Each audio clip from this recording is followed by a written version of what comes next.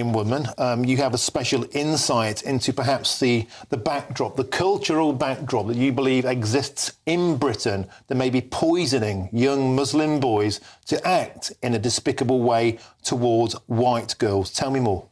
I was shocked to experience this personally.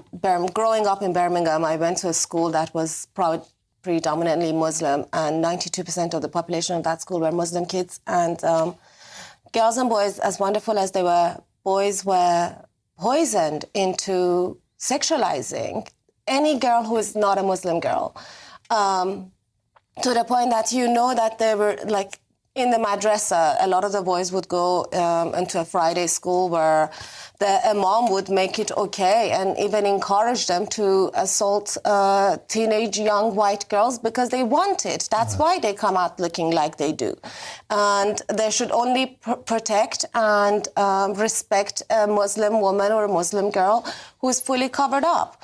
Therefore, it's open season on all the white girls or any non-Muslim girl, to the point that we had nicknames like Gories for the white girls and Colors for the black girls, to whoever wants to hit on someone or demean them or verbally assault. I was verbally assaulted by so many boys who had no idea what they were even talking about. And I'm a very confrontational person.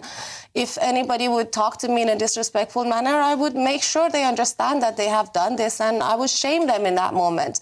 Most girls don't have that ability. Most girls in schools, especially children, they don't know how to defend themselves against such language and behavior.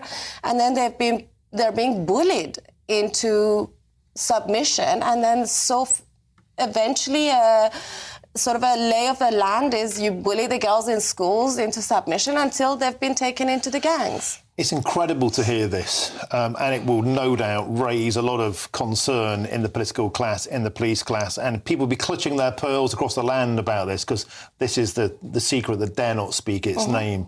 It's one thing, though, Lily, to learn that those coming from abroad into our country may hold those values, but it's quite another to learn that they may be being taught them within our country. It's all That's being an taught incredible inside claim. of the UK. It's all being taught inside of the UK by madrasas, the Islamic schools for boys, and BBC has even done documentaries on these. They're all on YouTube. This is all public information. What shocks me, though, is that why is it that the victims and the survivors are being treated like they should not be believed? Who in their right mind would accept a child being sexually exploited and say that this child is making it up? And yet that is happening.